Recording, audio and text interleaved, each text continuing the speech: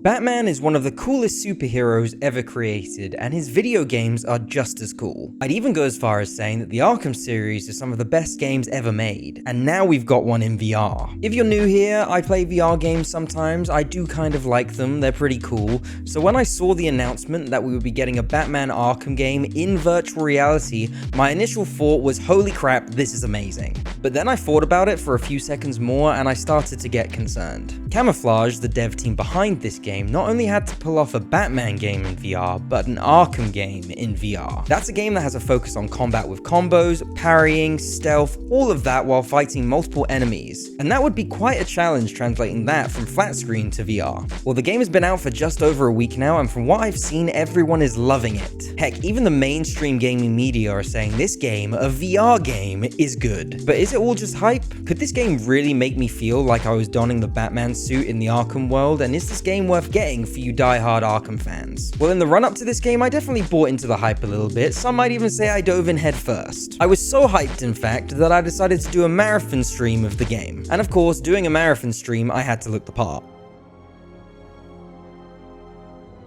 The reason I'm telling you this is the longest live stream I had ever done before this was 4 hours long, and that is also the longest I've ever been in VR. So doing a marathon stream of this game was gonna be a little bit of a challenge. We're going for the authentic Batman experience here, and he wears the cowl, so his vision is impaired, right? So that means my vision also needs to be slightly impaired by mine. That's exactly how Batman would have done it, I think. Damn, I look cool. But when I put on the suit and started this marathon stream, I lasted a whole 9.5 hours, and the only reason I stopped was because my feet were hurting too much. And by doing this marathon, I learned a couple of things. The first being that I'm an idiot and I should have worn shoes. The second is that it's impossible to do the Batman voice for 9 hours straight. Where's your trigger? But most importantly, this Batman VR game was so fun and engaging and entertaining that I managed to over double my longest playtime in VR. And I think that says something. So let's get into the details of why Batman Arkham Shadow is one of the best VR games ever made thus far. Punch. Oh. Oh, broke his leg! Oh my god! First of all, this game is undoubtedly an Arkham game. Some VR games feel like they're tech demos, not this one. It has a full comprehensive story which takes place between Arkham Origins and Arkham Asylum. To summarize the story with no spoilers, Batman needs to find and stop the Rat King, a cultist who has been stirring up riots throughout Gotham. So the game is a detective investigation with some amazing voice acting from the cast, some of which you might recognize from previous games or other films and TV shows. Hey, don't be rude to me, Frodo. The game had an estimated completion time of 10 to 15 hours and I completed it in 11. And in that time, there were no filler missions or anything like that. After I finished the game, I decided to go back and get some footage of the old Arkham games for this video. And I'm really glad that I did because it made me realize just how faithful an adaptation Arkham Shadow is to the old games. All the abilities, the drop pods, the buttons that you hit with the Batarang, it's all taken from the flat screen games. I mean, they've even got the enemies that taunt you after you die. No! See what happens? Oh, shut up, Falcone, I don't care. Like I said, one of the biggest concerns I had coming into this game was the combat. Would they be able to translate it from a flat screen game to a first-person VR game? And yeah, they did. The way it works is you have to punch enemies in a certain way depending on arrows or placement of circle indicators. You can chain combos, and then when you finish the fight, you get a little box telling you how you did, like in the flat screen games. You also have specific moves you need to use on the different types of enemies, which helps change things up in fights. You get XP from each encounter, and that's used to unlock new abilities. In the flat screen games, Batman is very fluid during combat, moving between enemies and flying around the combat area, and somehow they've managed to recreate this feeling in VR. And again, Camoflaj has done their research on the moves that Batman does in the flat screen games and translated it into VR. The cape stun, leaping over enemies, dodging, and the flying kick, it's all there. Even though it's in first person, the combat feels like an Arkham game. Plus, in this game, you get an added element of using your equipment in the fighting. For example, if there was a large group of enemies with guns, I would use my explosive gel gun to stun them so I could focus on the heavy enemies. But yeah, when I started playing and the first couple of fights were done, my worries about the combat not feeling Arkham-y in VR were completely gone. I decided to play the game on the hardest difficulty because if I'm dressed as Batman, how can I not? And at first I struggled with the combat a bit, but by the end of the game, I was killing it.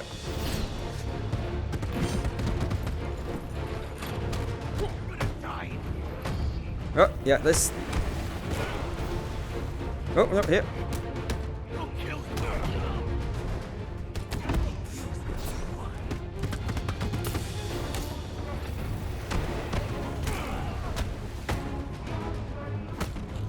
Oh.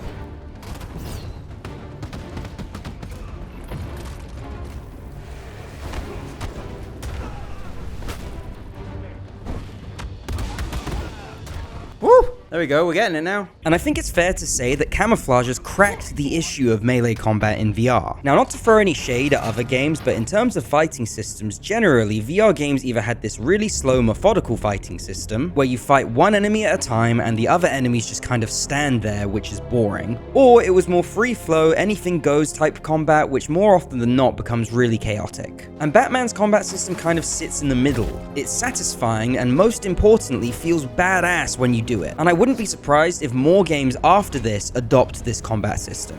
Punch, up, and boom! Woo, that was better! Now let's move on to the next biggest part of the Arkham games, which is the stealth. And again, Camoflaj has kinda nailed it. You can crawl through vents, use bat vision, grapple to perches, stealth takedowns, perch takedowns, hack enemies, it's all there. And again, with the way they have done it, it works really well in VR. Pretty much all of the classic things you can remember doing in the flat screen games, you can now do in first person as Batman in VR. Then of course you have all of the other Batman things, being a detective, solving mysteries, pulling open vents with your bare hands, and just flying around, you know, the general Batman stuff. If you do end up getting this game, there are some other things you should be aware of. The first one being, this game is a workout. Not a workout in the sense that you'll be out of breath, but a workout in the sense that the next day you might be a little bit sore. Which makes a lot of sense, you are punching pretty much everything.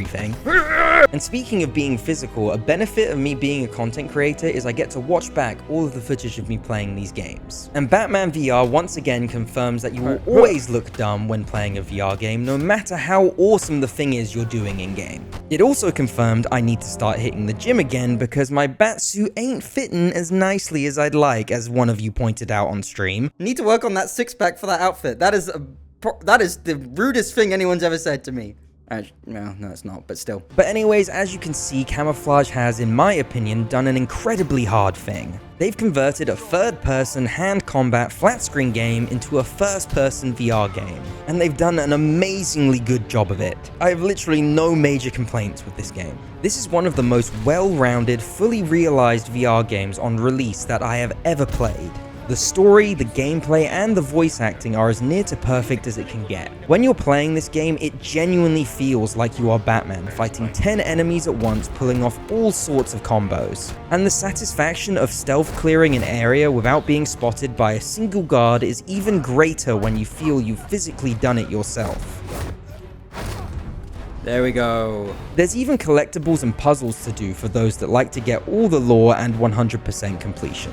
There's only one other VR game I can think of that is at this higher standard. So when you see other content creators and reviewers saying this is a Half-Life Alyx level game, you may think that they're overhyping it, but it genuinely is. I agree with them. I'm probably going to call this video something like, does Batman VR live up to the hype? And in my opinion, the answer to that question is yes. Normally, when I want to show VR to someone that has never used VR before, I show them Half-Life Alyx. But now I know for a fact I'll be showing them Batman Arkham Shadow as well. It's obvious to me that Camoflaj truly cared about making an authentic Arkham game, and I can confidently say that Arkham Shadow feels like a love letter to the flat screen games. So would I recommend you play this game if you are an Arkham fan? 100% yes. If you want to really feel like you're Batman, this game is as close as we've ever gotten to that. But I also recommend you play this game if you like VR in general. We don't often get VR games that come out to this higher standard. So if you have a Quest or have been thinking about getting one, Arkham Shadow is a damn good reason to get one. And if you are thinking of getting one, right now you actually get Batman for free when you buy a Quest 3 or a Free S.